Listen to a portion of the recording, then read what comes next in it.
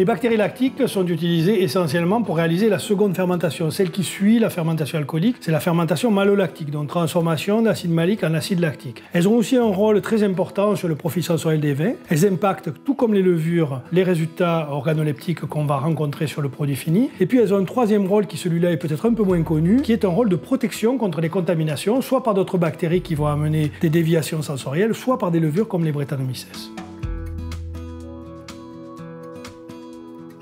Alors l'ajout des bactéries peut se faire à 3 moments de la vinification. La première technique consiste à amener les bactéries 24 heures après le levurage, c'est ce qu'on appelle la co-inoculation. Une deuxième technique consiste à amener les bactéries quand on arrive juste avant la fin de la fermentation alcoolique, vers 1010-1020, c'est l'inoculation séquentielle précoce. Et enfin, une troisième technique consiste à amener les bactéries après la fin de la fermentation alcoolique, c'est ce qu'on appelle l'inoculation séquentielle.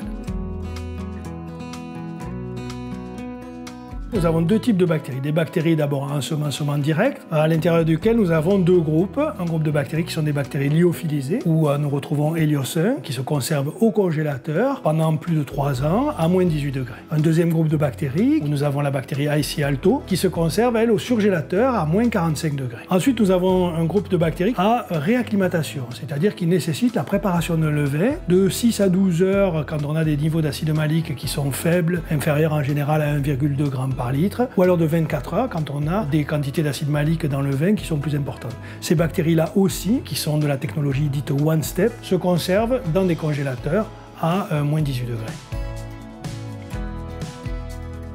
La mise en œuvre des bactéries en ensemencement direct est quelque chose de très simple. Il s'agit d'abord de sortir les bactéries du congélateur ou du surgélateur en utilisant des gants spéciaux pour ne pas s'abîmer les mains au moment où on retire les produits. Donc les bactéries peuvent être réincorporées dans le vin par saupoudrage sur le haut de la cuve. Il est important de vérifier au préalable qu'on a préparé la bonne dose de bactéries, ne jamais sous-doser les bactéries par rapport à l'utilisation qui est prévue. Les bactéries IC alto sont des bactéries qui sont fragiles et il faut les sortir du surgélateur et les introduire rapidement dans la cuve, ne pas laisser de temps de latence entre la sortie et l'inoculation du vin. Pour assurer une bonne réalisation de la fermentation malolactique, il faut répartir les bactéries dans l'ensemble de la cuve. Et une des techniques les plus faciles à mettre en œuvre, c'est de réaliser un remontage pendant une demi-heure environ pour être certain d'avoir effectivement toute la biomasse dans l'ensemble du vin.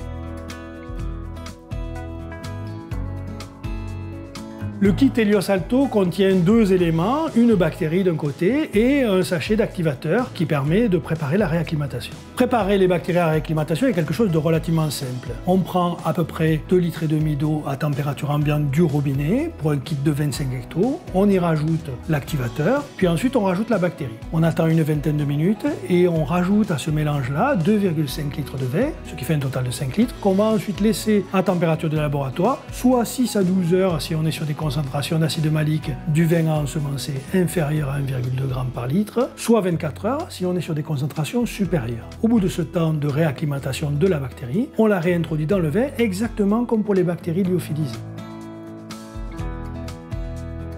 Les choix sont multiples. Le premier choix est une sécurisation de la fermentation malolactique, avoir des garanties de réalisation dans les meilleurs délais. Le deuxième choix est quand même la protection microbiologique. Et le troisième choix, varier les profils aromatiques, organoleptiques des produits et aussi de s'adapter à la qualité de la matière première. La IC Alto présente beaucoup de facilités d'utilisation pour les cavistes et une mise en œuvre très simplifiée pour de très bons résultats. Aujourd'hui, toutes nos fermentations malolactiques sont finies très tôt dans l'année. À peine un mois après la récolte, on peut dire que 100% des malots sont faites sur nos vins. Très grosse sécurisation, on peut mettre les vins propres très tôt. Et puis on est à l'abri de problèmes de déviation éventuelles dues à des malots plus tardives et aléatoires. La bactérie est intégrée depuis très longtemps dans nos process de façon quasi systématique. Pour des gens avec des structures plus modestes, pour moi, c'est quelque chose de très important parce que ça leur sécurisera vraiment la fin et la durée de vie de leur vin.